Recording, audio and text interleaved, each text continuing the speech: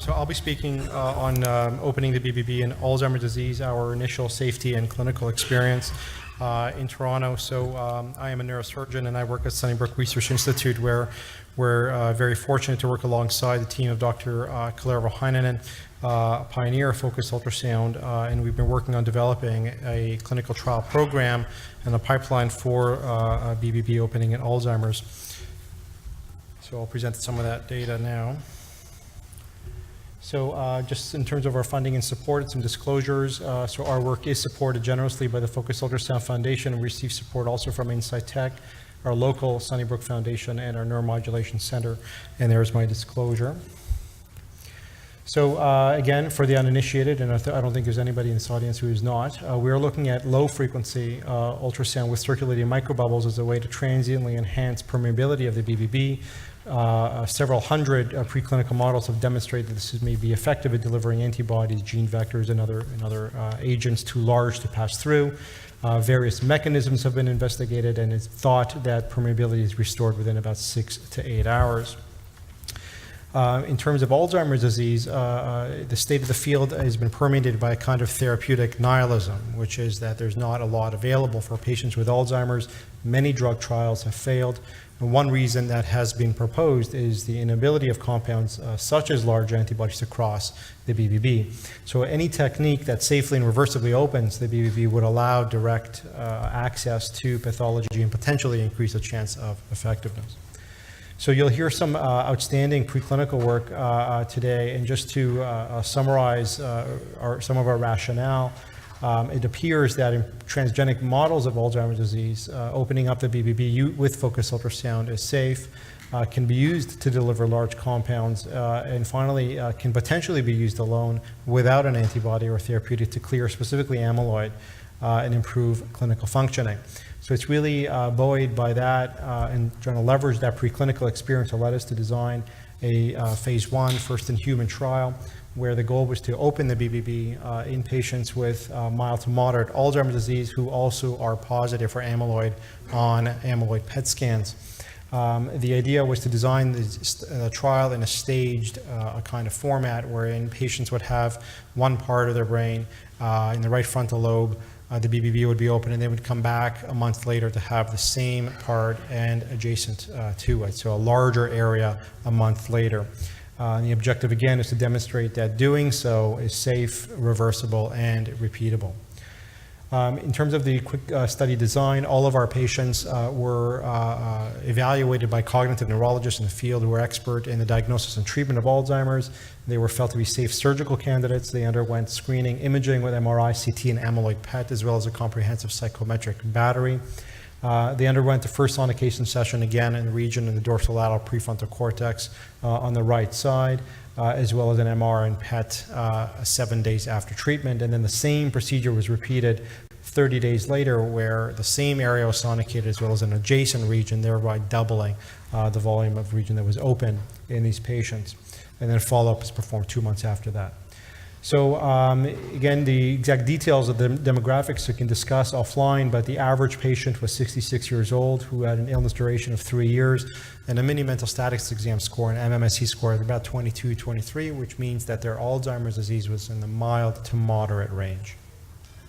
We published our first results just a few months ago. So this is just an example of one of those patients, and you see on the left most panel is an amyloid PET scan. Orange and yellow indicate amyloid positivity. So you see the right dorsolateral prefrontal cortex. There's an orange hotspot there indicating some amyloid. That's more or less the region that we targeted. The second from the left panel is the preoperative T1 contrast image, and the next one you can see a rectangular area of enhancement in the region that we targeted, which on the final scan there you see is gone at 24 hours, so indicating to us that the BBB is closed and that one can do that reversibly.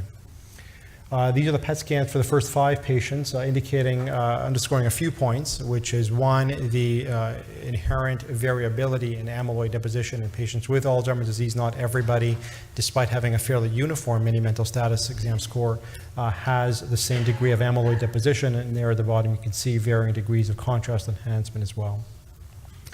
So our results, just to summarize, it looks like the BBB within the target volume was safely, reversibly, and repeatedly open in all patients. We did not have any failed attempts at opening the BBB. The BBB opened within seconds, and with power 1% that required to generate a thermal lesion, indicating that we could really go anywhere we want in the brain with this technology without the same kind of thermal limitations. BBB opening did not result in serious clinical or radiographic adverse events, so we did not detect any significant worsening in cognitive scores any more than expected from patients with an ongoing neurodegenerative illness.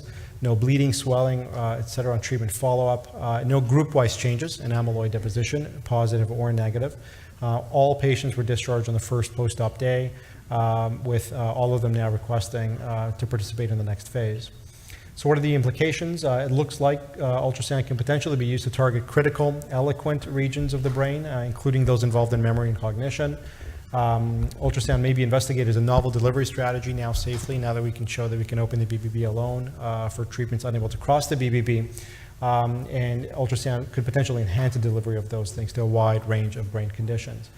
Just a quick word about the next phase. The next phase of this work, we're developing a larger study in 30 patients with mild to moderate AD.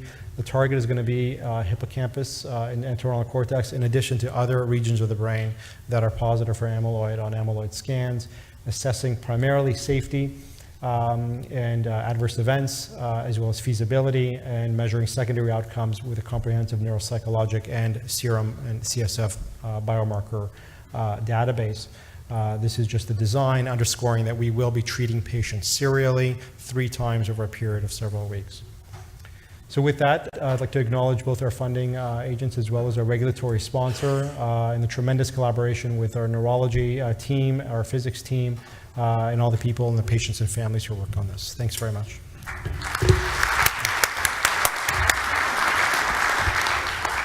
Yeah, thank you very much. This paper is now open for discussion. Do you have questions, please? Congratulations. So did the patient demonstrate any improvement with this side of the BBB opening? And No. The second question is, why you decided to open the one side? If we open the multiple side, is there any chance for the improvements? Yeah, so we didn't see any improvements. So for us, no news was good news, sort of not saying anything was good. We selected a region that was, in surgical terms, non-eloquent. So we wanted to be far enough away from key motor, sensory, language, other areas. So if they were to have a bleed or swelling, it would be well tolerated. So that was really why we chose that region. Okay. So what do you think is the best the method, the antibody or cell or drugs? Which one is the most good combination with BBB opening for Alzheimer's disease? Yeah, I think the jury's still out. I think that we need to first see whether focused ultrasound alone potentially can help, but ultimately, whether it's going with an antibody that has shown promise already or one that has failed because of the BBB ought to be explored. But I would probably hold off on cells and try antibodies first. A question over there. 2 questions. What is the maximum volume you were able to treat with opening the blood-brain barrier? And 2, in the Nature Communications paper, you had 2 of the 5 patients had hypointense voxels on T2 star-weighted imaging. What do you think is the mechanism behind that? So, sorry, the first question?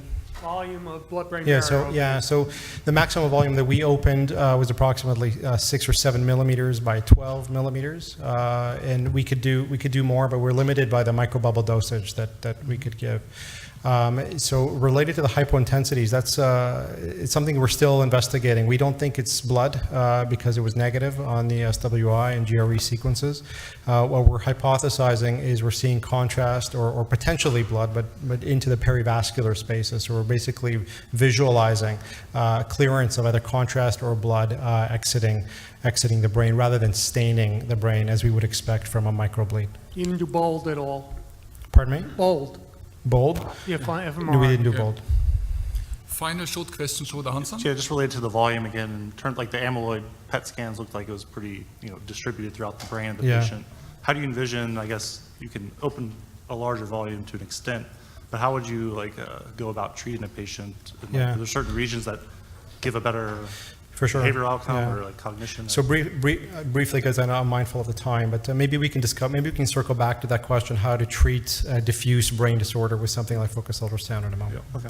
Okay, thanks again. Let's move on.